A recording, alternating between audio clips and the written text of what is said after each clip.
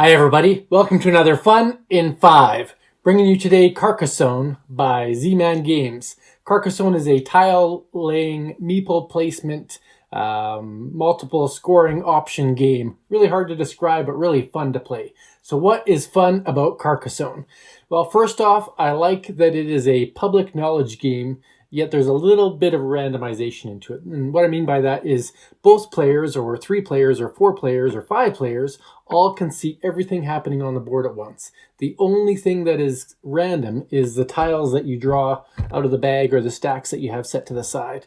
And even then, everybody gets to see the tile you draw and see where you place. So there's a bit of randomization in what tile you're going to draw, but I love that it's almost all public knowledge. So nobody's got a secret hand of cards. Nobody's going to roll dice for a random effect on something. You really get to understand what's going to happen in the game and put layers and layers of strategy on that amongst each other, along with your own game plan of how you think you can win Carcassonne. So I love that. Second one is about meeple placement. So the game, each player has a certain number of meeples that they'll have in the game. One is to keep track of their score, but the rest are used to place as they wish on the board. But there's a couple caveats to that. I mean, they can only place a meeple when they place a tile, and they can't place it anywhere on the board. They can only place it on that actual tile if they wish. And I think that's a really cool element, is you have a limited number of meeples, and later on in the game you'll get to pull some off. But the question is, when do you want to have a person as a farmer on a field, or a person as a highwayman on a road, or a person as kind of a knight in a castle? You really have to manage your meeple resources, because there are only certain times that you can remove them from the board in order to score. So I like that you have the different options, whether you want the farm or the road or the church or the castle, and it's limited, but that you can get them back, so you can strategize when you're going to place them, when you're going to pull them back. That meeple placement aspect of this game is really fun. Next one is about the castle combat. So when you're placing meeples on the board, there is a certain element of worry that you have to have.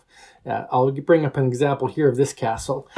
So if I complete a castle, that's when the scoring happens. But if I don't have more meeples than my opponents, I'm not going to score unless we're tied, then we both score the same.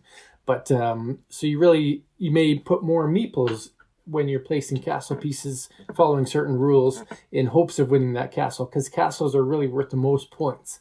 But sometimes you may overreach on castles and not realize somebody else is going to win with churches and farms. So I like that the castle mechanic is there to make sure that you use more meeples than you might normally in order to try to win a castle.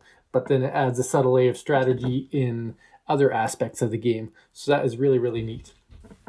And the fourth mechanic I like is about scoring. So the scoring system in this game, as I talked about, can be in many, many ways. One of my favorites is the church, because if you can surround the church by 7 or 8 tiles or 9 tiles, you can get quite a few points that way. But the roads are worth the least amount of points, but the easiest to obtain. The castles have that combat mechanic, and you score extra points on there, especially if they have shields on them. And you can earn points in other ways in the game too, especially if you get the expansions. There's many, many ways through pigs or through bridges and special castles. So the expansions add a whole new element, but the scoring in the game, you can watch it progress and watch your meeple move forward. But then at the end of the game, there's an extra layer of scoring, and it's really neat how it all comes together. And really anybody can win, whether you're 12 years old or 30 years old or 60 years old.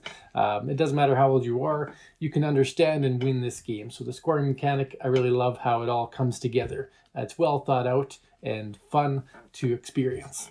And then the last part is about the tiles themselves, about the visual of the map. So I'll bring it up on the screen here. But basically, as you build, you're building this whole city of Carcassonne with the roads and the farms and the churches and the cities themselves, the castle walls. It's really cool to see it come together, and even more so if you do get the expansions, because then you can see different elements added, like rivers or different pastures. But it's a really cool visual. I've seen people that have literally an entire dining room table filled with Carcossonne tiles that must have taken hours to play. This base game that I'm showing probably only takes about 30 minutes to play, and it's fun just on its own. But once you layer in expansions, the visual of it as you place the tiles in different ways and try to puzzle that out is really, really cool. So the puzzle laying part, I think, is the most fun part of the game, because it's just so strategic and visual at the same time. So anyway, that's Carcassonne, 5 things I like about it and the family enjoys about it. And hopefully you get a chance to try Carcassonne one day too. Thanks for watching.